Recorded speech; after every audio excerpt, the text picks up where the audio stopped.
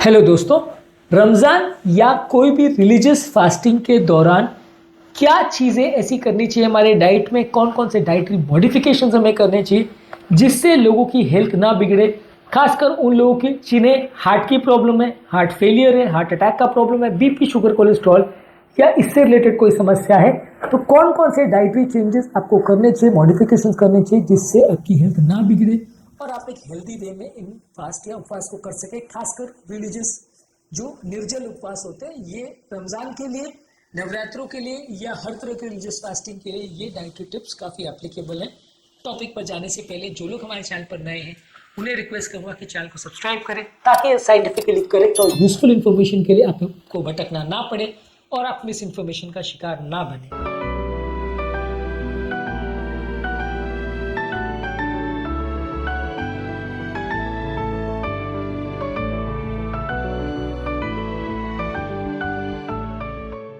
ये टॉपिक में ज़्यादातर सारे पॉइंट्स आपके लिए यूजफुल होंगे, इसलिए सारे पॉइंट्स को बहुत ध्यान से सुनिएगा।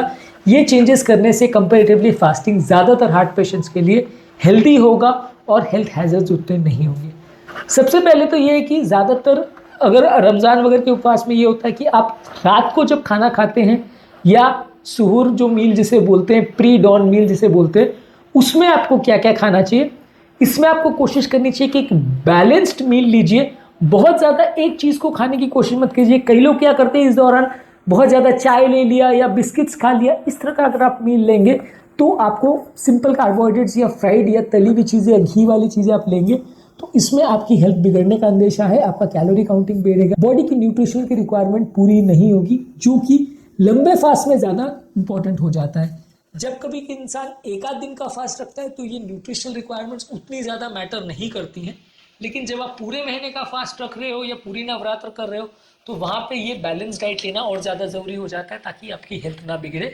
इसमें आपको कोशिश ये करनी है कि कॉम्प्लेक्स कार्बोहाइड्रेट ज़्यादा लीजिए, दाल साग सब्जी ये सब चीज़ें ज़्यादा लीजिए, लीन प्रोटीन ज़्यादा लीजिए, यानी फैट फ्री प्रोटीन्स लीजिए। इसमें वेजिटेबल या वेजिटेरियन सोर्सेज ऑफ प्रोटीन है, सोयाबीन है, टोफू है, दालें हैं, अंकुरित चीज़ें, ये ज़्यादा लेना है। अगर नॉनवेज सोर्स ऑफ प्रोटीन लेना है तो अंडे का सफ़ेद भाग ले सकते हैं। टर्की या चिकन वगैरह में जो फैट हटा के जो लीन प्रोटीन होता है वो आप ले सकते हो। हेल्दी फैट से जैसे नट सीड्स, एवोकाडोज, ये सारी चीज़ें ले सकते हो। ये कंपेरेटिवली ज़्यादा हेल्दी ऑप्शंस है। इसके अलावा आप होल ग्रेन जैसे कि oats, whole wheat bread, brown rice, barley, quinoa, ये सारी चीज़ें ले सकते हो जो कि एनर्जी बहुत धीरे धीरे रिलीज करता है। इससे आपका ब्लड शुगर लेवल कांस्टेंट रहेगा और आपको दिन भर उतनी ज़्यादा भूख नहीं लगेगी या भूख की वजह से टॉर्चर नहीं होगी। यदि आप प्रॉपर फूड सिलेक्शन करोगे तो ये रमज़ान के पास उतने टॉर्चर या उतने खराब नहीं आपको लगेंगे, उतना बुरा एक्सपीरियंस नहीं होगा। उन लोगों के लिए जिनको हार्ट का वीकनेस है या हार्ट का प्रॉब्लम है या बीमारियां हैं, खासकर डायबिटीज़ है, अगर आप प्रॉपर फूड चॉइसेस रखते हो तो। यदि उसके बदले आपने मॉर्निंग में ऐसी चीज़ें खाई जो कि तली हुई चीज़ें है, फ्रूट्स है जो कि सडन शुगर लेवल को बढ़ाती है, सडन कम करती है, आप चाय बिस्कुट या इस तरह का कोई नाश्ता या खाना कर लेते हो, चावल बहुत ज़्यादा लेते हो, बिरयानी ऐसी कोई चीज़ें खा लेते हो, ये बहुत जल्दी एनर्जी रिलीज करती है लेकिन बहुत जल्दी एनर्जी लेवल्स कम भी हो जाते हैं, तो पूरा दिन आपको भूख लगती रहेगी और आपके लिए फास्टिंग टॉर्चर जैसे हो जाएगा। आपको ठीक है, रिलीजियस सेंटिमेंट्स की वजह से लोग उसको पूरा करते हैं, लेकिन अगर आप इसको प्रॉपर तरीके से करेंगे और खाने का चॉइस अच्छा रखेंगे तो आपको ये उतना डिफिकल्ट नहीं लगेगा जितना रेगुलर व्यक्ति को लगता है। हम भी जैसे इंटरमिटेंट फास्टिंग जो लोगों के लिए रिकमेंड करते हैं, वहाँ पे लोग 16 घंटे, 18 घंटे, 20 घंटे भी फास्टिंग करते हैं। सिर्फ डिफरेंस ये है कि इंटरमिटेंट फास्टिंग में हम निर्जल उपवास नहीं करते, हम पानी लेना अलाउ करते हैं, इनफैक्ट पानी ज़्यादा लेने को बोलते हैं। और रमज़ान के टाइम पानी आप नहीं लेते हो, निर्जल उपवास के दौरान आप पानी नहीं लेते हो, तो इसलिए थोड़ा वैसे तो टफ रहता ही है रेगुलर फास्टिंग से, पर यदि आप फूड चॉइसेस को थोड़ा बेटर कर सके तो आपके लिए फास्टिंग करना कंपैरेटिवली ज़्यादा ईजी होगा। इसके अलावा एक और चीज़ आप कर सकते हैं कि ऐसी चीज़ों को खाइए जिसमें ऑलरेडी थोड़ा पानी हो, यानी हाइड्रेटिंग फ्रूट्स और वेजिटेबल्स खाइए, जैसे तरबूज है, खीरा है, ये सारे फ्रूट्स वगैरह में वैसे भी पानी का कंटेंट काफ़ी ज़्यादा होता है, तो इन सब चीज़ों को लेने से आपकी बॉडी की पानी की कमी भी कुछ हद तक पूरी होती है।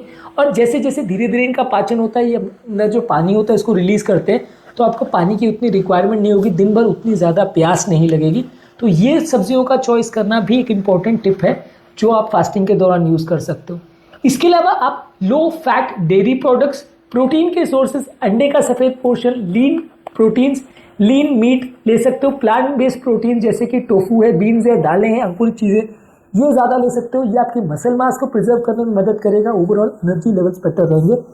इस दौरान लंबे फास्टिंग में काफी लोग को प्रोटीन डेफिशिएंसी हो जाती है, क्योंकि ज्यादातर आप मीठी चीजें खाते हो, फल खाते हो, इसमें कमी हो जाती है।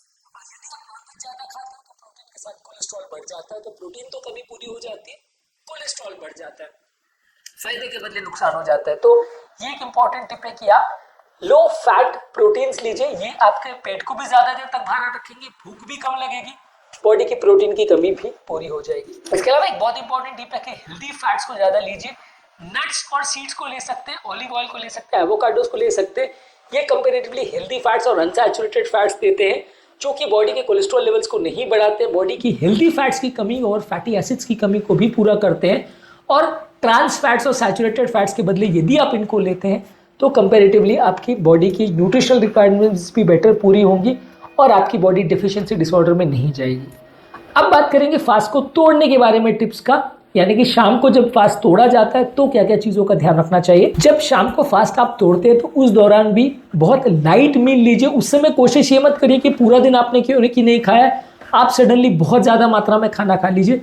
यदि आप ऐसा करेंगे तो ब्लोटिंग का प्रॉब्लम, गैस का प्रॉब्लम, एसिडिटी का प्रॉब्लम, पेट ज्यादा फुल होने का प्रॉब्लम, वॉमिटिंग वगैरह का प्रॉब्लम ज्यादा हो सकता है। इसलिए कम ही खाना खाइए। उसके बाद तो देखिए आपने फास्ट तोड़ लिया तो आप थोड़ा थोड़ा मात्रा में बीच बीच में भी खा सकते हैं। तो एक बार में बहुत ज़्यादा खाना खाने की कोशिश मत करिए, सीमित मात्रा में खाना खाइए, उसमें फ्लूइड्स ज़्यादा लीजिए, हाइड्रेटिंग फूड ज़्यादा लीजिए, इजीली डाइजेस्टिबल फूड ज़्यादा लीजिए, क्योंकि कई बार इस दौरान आप बहुत ज़्यादा खा लेते हो और ऐसी चीज़ों को खा लेते हो जो डाइजेस्ट करना मुश्किल है, तो फिर कई बार वो लंबे समय तक पेट में एसिडिटी गैस का एहसास कराते रहते हैं, आपको बार बार खट्टी डकारें आती रहती है। तो आप ऐसी चीजें लीजिए जो इजीली डाइजेस्ट हो जाए, पचाना बॉडी के लिए इजी हो। इसके अलावा काफी लोग इस चीज को फॉलो करते हैं कि जब आप फास्ट तोड़ते हैं तो खजूर और पानी का मिक्सचर आप ले सकते हैं, डेट्स और शुगर का मिक्सचर ले सकते हो। ये सिंपल कार्बोहाइड्रेट है, शुगर का कंटेंट भी अच्छा रहता है, तो बॉडी का शुगर का स्टोर्स को भी रिप्लेनिश करता है, पानी भी मिल जाता है, तो आपकी बॉडी की रिक्वायरमेंट पूरी हो जाती है। बाकी खाना जो आप खाते हो वो उसके बाद खा सकते हो, रादर देन बहुत ज़्यादा फ्रूट्स खाना और रादर देन बहुत ज़्यादा तली हुई चीज़ें खाना, मीठी चीज़ें खाना।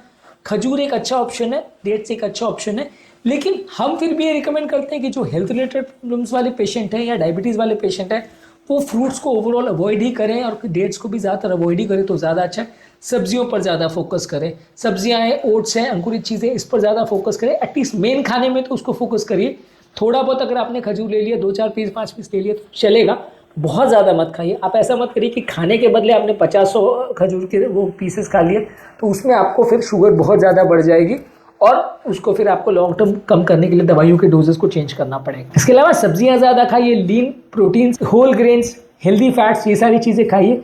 बहुत ज़्यादा तली चीज़ें, शुगर वाले पेय पदार्थ और प्रोसेस स्नैक्स मत लीजिए। कई बार लोगों का टेंडेंसी ये होता है कि बहुत ज़्यादा फ्रूट जूसेस पी लेते हैं, बहुत ज़्यादा सोडा पी लेते हैं, बहुत ज़्यादा बेवरेजेस पी लेते हैं। कई लोग रात को अगर कॉकटेल्स मॉकटेल्स वैसे भी कई लोग अगर लेते हैं तो वैसी चीज़ें भी लेते हैं। तो ये सारी चीज़ें जो है, खासकर जो भी शुगर के ड्रिंक्स है वो नुकसानदायक है, आपकी हेल्थ को बिगाड़ सकते हैं। तो हर तरह के फास्टिंग में शुगर वाली ड्रिंक्स, चाहे वो किसी भी फॉर्म में आ रही है, सोडा है, कोल्ड ड्रिंक्स है, फ्रूट जूसेस है, मॉकटेल्स है, कॉकटेल्स है, ये सारी चीज़ों को आप अवॉइड करिए। ये आपकी ओवरऑल शुगर वैल्यूज को सडन चेंज कराएगी, सडन शुगर बढ़ेगा, सडन शुगर कम होगा और भूख भी शांत नहीं होगी, तो वजन भी बढ़ाएगा, बीपी, शुगर, कोलेस्ट्रॉल का कंट्रोल भी बिगड़ेगा, दवाओं के डोजेस को एडजस्ट करना भी काफ़ी मुश्किल होगा। इनको आप अवॉइड करें तो ज़्यादा अच्छा है। इसके अलावा नेक्स्ट मोस्ट इंपॉर्टेंट चीज़ है कि ओवर ईटिंग मत करिए। ओवर ईटिंग कई बार लोग इसलिए करते हैं कि साइकोलॉजिकली उनको लगता है कि यार हम 12 घंटे से फास्ट कर रहे हैं या 16 घंटे से फास्ट कर रहे हैं, अब तो जैसे ही खाना मिला लोग उस पर टूट पड़ते हैं। कई बार साइकोलॉजिकली भी आप बहुत ज़्यादा खा ले तो जितना आप नॉर्मली खाते हो उसका 1.5 गुना या डबल हो जाता है। तो ये काफ़ी अनहेल्दी हैबिट है। जितना ज़्यादा आप ऐसी चीज़ें करोगे आपकी हेल्थ बिगड़ने का अंदेशा ज़्यादा रहेगा। तो आप कोशिश करिए कि आप सीमित मात्रा में खाइए। भले आप अभी आपने 5 बजे खा लिया, उसके बाद 7-8 बजे वापस खा लिया, थोड़ा बहुत वैसा चलेगा, लेकिन एक बार में बहुत ज़्यादा मत खाइए, ओवर ईटिंग मत करिए, नहीं तो हेल्थ बिगड़ेगी। इसके अलावा गर्मी के मौसम में, जब अगर रमज़ान गर्मी में पड़ता है या गर्म देशों में पड़ता है, वहाँ पर आप कोशिश करिए कि बहुत ज़्यादा मात्रा में, जब भी आपका पानी अलाउड है उस टाइम पे आप पानी ज़्यादा लीजिए। बाकी फास्टिंग में पानी का वैसे भी इशू नहीं आता है। हिंदुओं की फास्टिंग में अन्य साथ में निर्जल उपवास कर रहा हो, पानी का रेस्ट्रिक्शन नहीं रहता। रमज़ान इस मामले में काफ़ी डेंजरस होता है क्योंकि उसमें पानी का रेस्ट्रिक्शन होता है और पानी रेस्ट्रिक्शन करना हेल्थ के लिए अच्छा नहीं माना जाता है। हेल्थ हैजर्ड्स रमज़ान से क्या हो सकते हैं और पानी का ये कमी बॉडी को कैसे अफेक्ट कर सकता है, उस पर हमने ऑलरेडी सेपरेट वीडियो किया है, वो आप ज़रूर चेकआउट करिए। काफ़ी कुछ जानने को मिलेगा और कुछ हेल्दी टिप्स भी मिलेंगे। पर पानी की कमी को पूरा रखिए। और यहाँ पे हम जो एडवाइस करते हैं कि पानी ही पीजिए। कैफिनेटेड ड्रिंक्स है, सोडा है, फ्रूट जूसेस है, कोल्ड ड्रिंक्स है, इस तरह की चीज़ों को लेने के बदले सिर्फ सिंपल पानी लीजिए। फ्लेवर्ड ड्रिंक्स को अवॉइड करिए, सिंपल पानी ही आपके लिए ज़्यादा मददगार है। आप चाहें तो हर्बल टी, फ्लेवर ड्रिंक्स या थोड़ा बहुत नींबू पानी वगैरह ले सकते हैं, पर कोशिश करिए कि जितने कम फ्लेवर्स हो, जितना कम प्रोसेस चीज़ें उसमें डली हो, जितना कम नमक या चीनी उसमें डला हो, उतना अच्छा है। आइडियली सॉल्ट और शुगर फ्री ड्रिंक्स हो तो ज़्यादा अच्छा है। इसके अलावा फाइबर रिच फ्रूट्स को ज़्यादा लीजिए, फाइबर रिच सब्जियों को ज़्यादा लीजिए, जैसे कि दालें हैं, अंकुरित चीज़ें, नट्स वगैरह है। जो फल सब्जियों में फाइबर ज़्यादा होता है उस पर ऑलरेडी मैंने एक सेपरेट वीडियो किया, वो ज़रूर देख लीजिएगा। तो फाइबर वाले फल और सब्जियां ज़्यादा लीजिए, लंबे समय तक आपके पेट को भरा हुआ महसूस कराते हैं, जिससे आपका पेट ज़्यादा भूखा नहीं महसूस करेगा और आपको बार बार खाने की इच्छा नहीं होगी। शुगर वैल्यूज़ भी बार बार फ्लक्चुएट नहीं करेंगी। इसके अलावा एक इंपॉर्टेंट टिप है कि आप अलग अलग कलर की सब्जियां और फल खा सकते हो। अलग अलग कलर की सब्जियों और फल में अलग अलग पिगमेंट्स होते हैं, जिससे आपका डाइटरी रिक्वायरमेंट्स पूरी हो जाती है और बॉडी में बीपी को भी कम करता है, शुगर वैल्यूज़ को भी मेंटेन करने में मदद करता है। तो आप कोशिश करिए अलग अलग कलर की सब्जियां डेली खाएं तो ज़्यादा अच्छा है। अगला जो टिप है वो बहुत ज़्यादा इंपॉर्टेंट है। बहुत हेवी मील और बहुत ज़्यादा स्पाइसी फूड लेट नाइट को खाना अवॉइड करिए, क्योंकि इसकी वजह से आपकी स्लीप डिस्टर्ब हो सकती है, इसकी वजह से डाइजेशन प्रॉब्लम हो सकती है, इस वजह से रिफ्लक्स और एसिडिटी का प्रॉब्लम हो सकता है, जो कि आपके लिए फास्टिंग को टॉर्चर जैसे बना देगा, कि बार बार आपको खट्टी डकारी और एसिडिटी होती रहेगी। जिन लोगों को एसिडिटी का प्रॉब्लम है ये उनके लिए बड़ा इशू बन जाता है। तो बहुत हेवी खाना, बहुत ज़्यादा रिच खाना, ऑयली खाना, स्पाइसी खाना, ये अवॉइड करिए और खाने को प्रॉपरली स्पेस करिए। जो आपके खाने वाला पीरियड है उसमें एक ही बार में बहुत ज़्यादा खाने के बदले 3-4 घंटे में आप थोड़ा थोड़ा करके खाएंगे तो वो ज़्यादा कंपैरेटिवली अच्छा रहेगा, जिससे आप ओवर ईटिंग नहीं करेंगे और एक स्टेबल ब्लड शुगर लेवल रहेगा। शुगर लेवल्स बार बार फ्लक्चुएट नहीं करेंगे और जिस हिसाब से भूख लग रही है, जिस हिसाब से पेट भरा है, उसको ध्यान रख के आप खाना खाइए। यदि आपको भूख नहीं लग रही और आपने बहुत ज़्यादा खाना खा लिया तो वो हेल्दी नहीं है, और यदि पेट भर गया और फिर भी आप खाते रहे तो भी आप हेल्दी नहीं होगे। आपको जिस हिसाब से भूख लग रही है उसी हिसाब से खाना खाइए, और जब पेट भरे का एहसास हो रहा है तो आप उसको खाना बंद कर दीजिए और खाने को धीरे धीरे करके चबा चबा के खाइए। क्योंकि इसमें क्या होता है कि जो आपका खाना जब पेट में जाता है और 20 मिनट तक पेट में रहता है, तब ब्रेन को मैसेज जाता है कि पेट भर गया है। तो ये मैसेज जाने में लगभग 20 मिनट लगता है।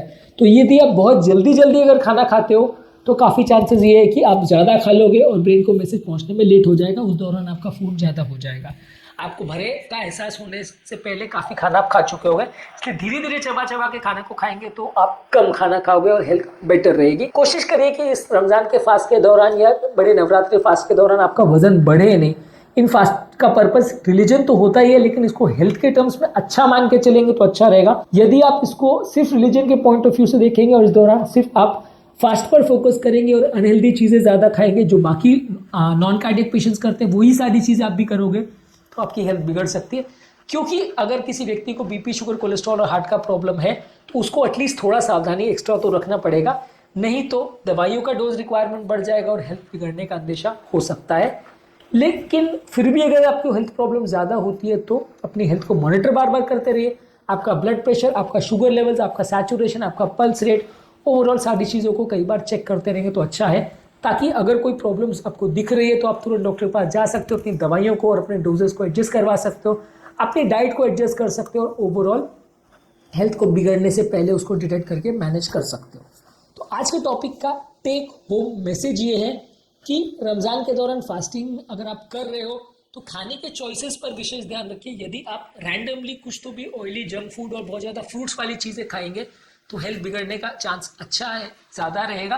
आप कोशिश करिए फल के बदले सब्जियों पर ज़्यादा फोकस करिए, हेल्दी चीज़ें ज़्यादा खाइए, प्रोटीन ज़्यादा खाइए, फाइबर वाली चीज़ें ज़्यादा खाइए, पानी ज़्यादा पीजिए, एक बार में बहुत ज़्यादा मत खाइए, खाने को प्रॉपरली स्पेस आउट करिए, बहुत ज़्यादा तीखा या स्पाइसी चीज़ें नहीं खाइए, बहुत ज़्यादा मीठी चीज़ें, बहुत ज़्यादा नमक वाली चीज़ें और बहुत ज़्यादा मीठे ड्रिंक्स मत लीजिए।